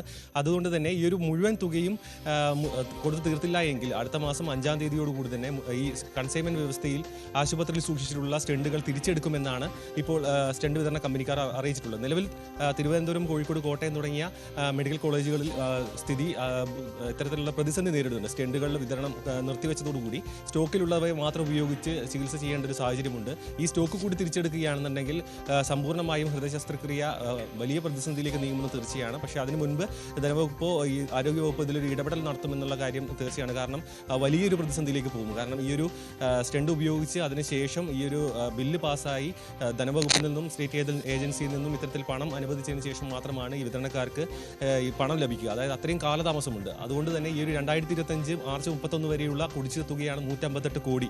അത്രയും തുക കേരളത്തിലുടനീളം കുടിശ്ശികയായി നിലനിൽക്കുന്നുണ്ട്. അതിൽ ഒരു തീരുമാനമാകുന്നത് വരെ ഈ ഒരു അനിശ്ചിതകാലമായ വിതരണം നിർത്തിവെക്കാൻ അവർ തീരുമാനിച്ചിരുന്നു. ഇപ്പോൾ കടുത്ത തീരുമാനത്തിലേക്ക് അവർ കടക്കുകയാണ്. അടുത്ത മാസം 5 തൊട്ട് ഈ ഒരു നിലവിലുള്ള സ്റ്റോക്കുകളെല്ലാം തിരിച്ചെടുക്കുമെന്നാണ് അറിയിച്ചിട്ടുള്ളത്. ഭവ്യ, അതാണ് സർക്കാർ ആശുപത്രികളിലെ സ്റ്റെന്റ് വിതരണത്തിൽ നിലപാട് കടുപ്പിച്ചിരിക്കുകയാണ് കമ്പനികൾ. അടുത്ത മാസം 5-നകം മുഴുവൻ കുടിശ്ശികയും കൊടുത്തു തീർത്തില്ലെങ്കിൽ ആശുപത്രികളിലെ സ്റ്റോക്കുകൾ തിരിച്ചെടുക്കുമെന്ന് ആരോഗ്യവകുപ്പിനെ അറിയിച്ചിട്ടുണ്ട്. സാരംഗ് സുധാകരനാണ് വിവരങ്ങൾ നൽകിയത്. ഒരിടവേള.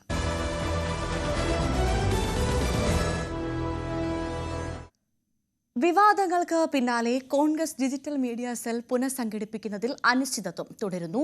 മാധ്യമ വിഭാഗത്തിന്റെ ചുമതലയുള്ള വനിതാ നേതാവ് ആരോപണ വിധേയരായ DMC അംഗങ്ങളെ സംരക്ഷിക്കാൻ ശ്രമം നടത്തുകയാണെന്നാണ് മുതിർന്ന നേതാക്കളുടെ ആക്ഷേപം. പ്രശ്നപരിഹാരത്തിന് ഹൈക്കമാൻഡ് ഇടപെടൽ ആവശ്യപ്പെട്ടിരിക്കുകയാണ് വനിതാ നേതാക്കൾ ഉൾപ്പെടെയുള്ള ഒരു വിഭാഗം. ആരോപണ വിധേയനായ രാഹുൽ മാങ്കൂട്ടത്തിൽ MLA-ക്കെതിരെ പരസ്യ നിലപാടെടുത്ത പ്രതിപക്ഷ നേതാവ് VD സതീശനെയും കോൺഗ്രസ് വനിതാ നേതാക്കളെയും സൈബറിടങ്ങളിൽ വ്യക്തിഹത്യ നടത്തിയ ഡിജിറ്റൽ മീഡിയ സെൽ അംഗങ്ങളെ പുറത്താക്കുന്ന കാര്യത്തിലാണ് അനിശ്ചിതത്വം തുടരുന്നത്. വ്യക്തിഹത്യ ആരോപണം നേരിടുന്ന ജിജോ മാത്യു, റനീഷ് തുരുത്തിക്കാടൻ, ഷാനവാസ് താഹ, സന്ദീപ് വാഴക്കാടൻ, നാസർ പട്ടിത്തടം തുടങ്ങിയവരെ സംരക്ഷിക്കാൻ മാധ്യമ വിഭാഗത്തിന്റെ ചുമതലയുള്ള വനിതാ നേതാവ് നീക്കം നടത്തുകയാണെന്നാണ് ദേശീയ നേതൃത്വത്തെ ഒരു വിഭാഗം പരാതി അറിയിച്ചിരിക്കുന്നത്.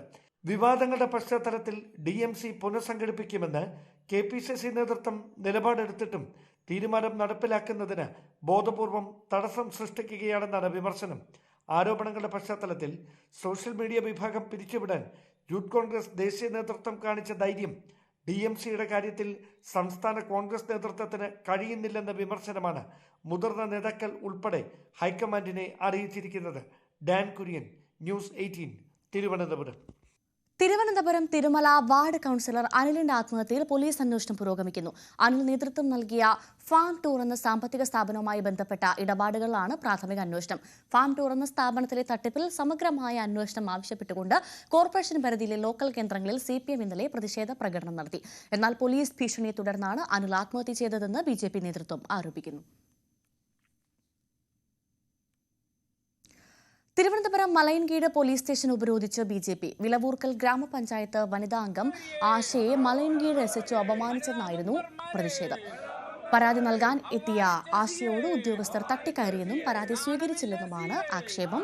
തിങ്കളാഴ്ച വൈകിട്ട് പ്രതിഷേധവുമായി എത്തിയ BJP പ്രവർത്തകരെ ഉന്നത പോലീസ് ഉദ്യോഗസ്ഥർ ഇടപെട്ടാണ് ശാന്തരാക്കിയത്. തുടർന്ന് പഞ്ചായത്ത് അംഗത്തിന്റെ നേതൃത്വത്തിൽ കൊണ്ടുവന്ന പരാതി അന്വേഷിച്ച് വേണ്ട നടപടി സ്വീകരിക്കാമെന്ന ഉറപ്പിന്മേൽ പ്രതിഷേധക്കാർ പിരിഞ്ഞുപോയി. കൊച്ചി പുറംകടലിൽ മുങ്ങിയ കപ്പലിൽ നിന്നുള്ള കണ്ടെയ്നറുകൾ കൊല്ലത്തെ മത്സ്യത്തൊഴിലാളികളുടെ വലകൾ നശിപ്പിക്കുന്നതായി പരാതി. ശക്തികുളങ്ങര, നീണ്ടകര എന്നിവിടങ്ങളിൽ നിന്നുള്ള 108 ബോട്ടുകൾക്കും 37 വള്ളങ്ങൾക്കുമാണ് ദുരനുഭവമുണ്ടായത്. മൊത്തം 1.75 കോടി രൂപയുടെ നാശനഷ്ടമുണ്ടായെന്നാണ് കണക്കാക്കുന്നത്.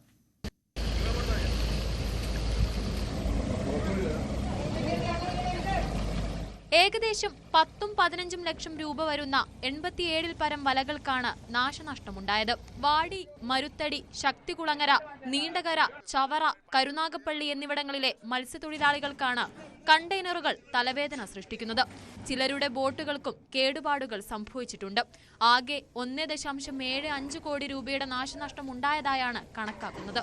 രാവിലെ 6:30 വലയിട്ട് 10 മിനിറ്റ് കഴിഞ്ഞപ്പോൾ 6:40 സ്പീഡ് കുറഞ്ഞു. GPS സ്പീഡ് പറയുമ്പോൾ ലോഡ് പിടിക്കുമ്പോഴാണ് സ്പീഡ് പറയാൻ വലയെടുത്തപ്പോൾ ഈ സാധനം കയറി കിടന്നു.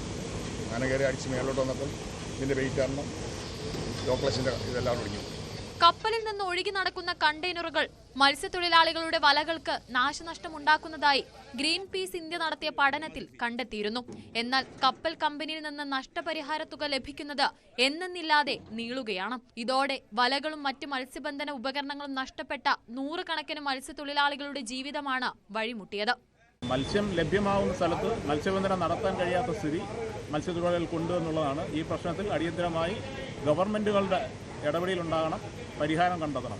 ശക്തികുളങ്ങര, നീണ്ടകര എന്നിവിടങ്ങളിൽ നിന്നുള്ള 108 ബോട്ടുകൾക്കും 37 വള്ളങ്ങൾക്കുമാണ് ഈ ദുരനുഭവം ഉണ്ടായത്. നിലവിൽ ഓരോ ദിവസവും ഉണ്ടാകുന്ന ഭീമമായ നഷ്ടം സഹിച്ചാണ് മത്സ്യത്തൊഴിലാളികൾ കടലിൽ പോകുന്നത്. ഇന്ധന ചെലവിനു പുറമെ ബോട്ടുകൾക്കും വള്ളങ്ങൾക്കും ഉണ്ടാകുന്ന കേടുപാടുകൾ പരിഹരിക്കാൻ ആവശ്യമായ തുക ഇവർക്കൊരു ഇരുട്ടടി കൂടിയാണ്. നഷ്ടപരിഹാര തുക ഉടൻ ലഭിച്ചില്ലെങ്കിൽ പല കുടുംബങ്ങളും കടക്കണിയിലാകുമെന്നാണ് തൊഴിലാളികൾ പറയുന്നത്. ന്യൂസ് 18 കൊല്ലം. കൊല്ലം ഓച്ചിറയിൽ KSRTC ഡ്രൈവർക്ക് ഓട്ടോറിക്ഷ ഡ്രൈവറുടെ മർദ്ദനം. വാഹനം തട്ടിയതുമായി ബന്ധപ്പെട്ട തർക്കമാണ് മർദ്ദനത്തിൽ കലാശിച്ചത്. സംഭവത്തിൽ നെടുങ്കണ്ടം KSRTC ഡിപ്പോയിലെ ഡ്രൈവർ ഷൈൻ മോഹന് പരിക്കേറ്റു. ഇദ്ദേഹം കായംകുളം താലൂക്ക് ആശുപത്രിയിൽ ചികിത്സ തേടി. ഓട്ടോ ഡ്രൈവർ മേമന സ്വദേശി അബ്ദുൾ റഹീമിനെ പോലീസ് കസ്റ്റഡിയിലെടുത്തു.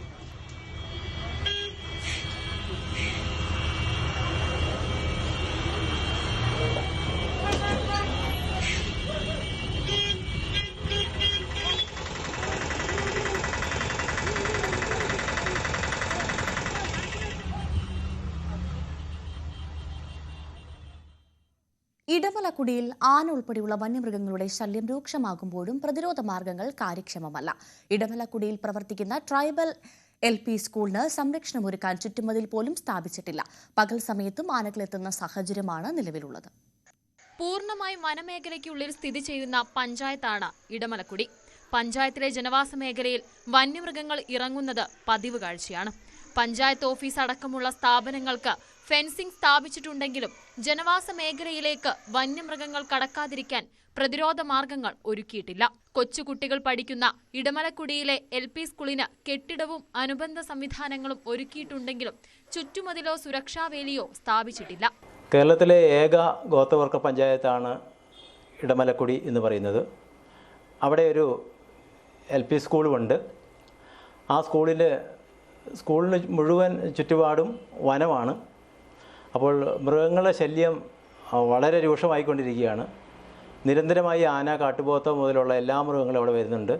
നമുക്ക് സ്കൂളിന് ചുറ്റുമതിലില്ലാത്തതുകൊണ്ട്, ഒരു വേലി പോലും ഇല്ലാത്തതുകൊണ്ട് പിള്ളേരെ പുറത്തിറക്കി വിടാനോ കളിക്കാൻ വിടാനോ മൂത്രസൗകര്യത്തിന് ഒരു കാര്യത്തിനും നമുക്ക് അവിടെ സൗകര്യം ഇല്ലാത്തൊരവസ്ഥയുണ്ട്. അതിന് എത്രയും പെട്ടെന്ന് ഒരു ചുറ്റുമതിൽ ആണെങ്കിൽ പോലും എന്താണെങ്കിലും കാണിച്ച് ഞങ്ങൾക്ക് പിള്ളേർക്ക് ഒന്ന് രക്ഷിക്കാൻ, അതായത് മൃഗങ്ങളിൽ നിന്ന് രക്ഷിക്കാൻ ഉള്ള ഒരു ചെറിയ നടപടി ചെയ്തു തരണമെന്ന് ഞങ്ങൾ വിനീതമായി അപേക്ഷിക്കുകയാണ്. സ്കൂളിന് ചുറ്റും കാടുകൾ വളർന്ന് വനസമാനമായ അന്തരീക്ഷമാണ്. അതുകൊണ്ട് തന്നെ കുട്ടികളെ പുറത്തേക്കിറക്കാനും അധ്യാപകർക്ക് ഭയമാണ്. ശൗചാലയമടക്കം സ്ഥിതി ചെയ്യുന്നത് കാടിനോട് ചേർന്നാണ് എന്നതും വലിയ പ്രതിസന്ധിയാണ് സൃഷ്ടിക്കുന്നത്. ന്യൂസ് 18 ഇടുക്കി.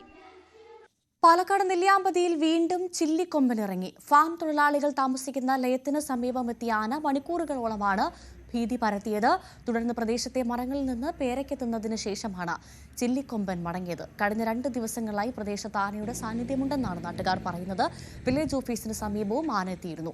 വനംവകുപ്പ് അധികൃതർ പ്രദേശത്തെത്തി പരിശോധന നടത്തി. മേഖലയിൽ വിനോദസഞ്ചാരികൾക്ക് കർശന നിയന്ത്രണവും ഏർപ്പെടുത്തിയിട്ടുണ്ട്.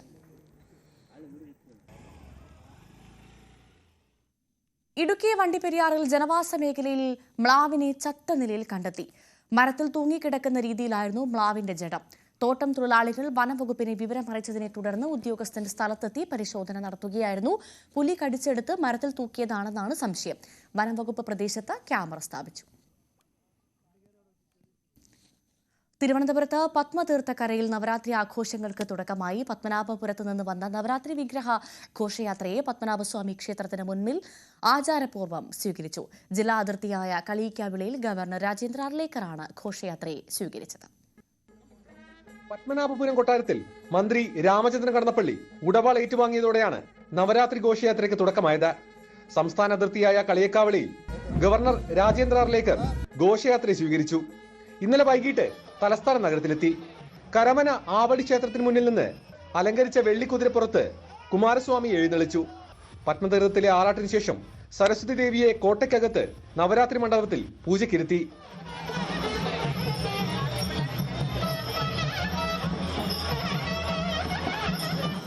വേളിമല കുമാരസ്വാമിയെ ആര്യശാല ക്ഷേത്രത്തിലും ശുചീന്ദ്രം മുന്നുറ്റി നങ്കയെ ചെന്തിട്ടയിലുമാണ് പൂജിക്കുന്നത്. പത്മനാഭസ്വാമി ക്ഷേത്രത്തിന് മുന്നിലെ നവരാത്രി മണ്ഡപത്തിൽ ഇനിയുള്ള ദിവസങ്ങൾ വലിയ തിരക്കായിരിക്കും. പൂജവെപ്പ് തൊഴാൻ നാടിന്റെ നാനാഭാഗങ്ങളിൽ നിന്ന് ഭക്തരെത്തും. ഇത്തവണ നവരാത്രി ഉത്സവം ആരംഭിച്ച 10ാം നാളാണ് മഹാനവമി. വിജയദശമി പൂജകൾക്ക് ശേഷം കുമാരസ്വാമിയും മുന്നൂറ്റി നങ്കയും പത്മനാഭപുരത്തേക്ക് തിരിച്ചെഴുന്നള്ളും. ന്യൂസ് 18 തിരുവനന്തപുരം. ഇനി ഇടവേളയ്ക്ക് ശേഷം ന്യൂസ് ട്രെൻഡ്സ് കാണാം. മഞ്ജുഷ് ഗോപാൽ ചേരും. നമസ്കാരം.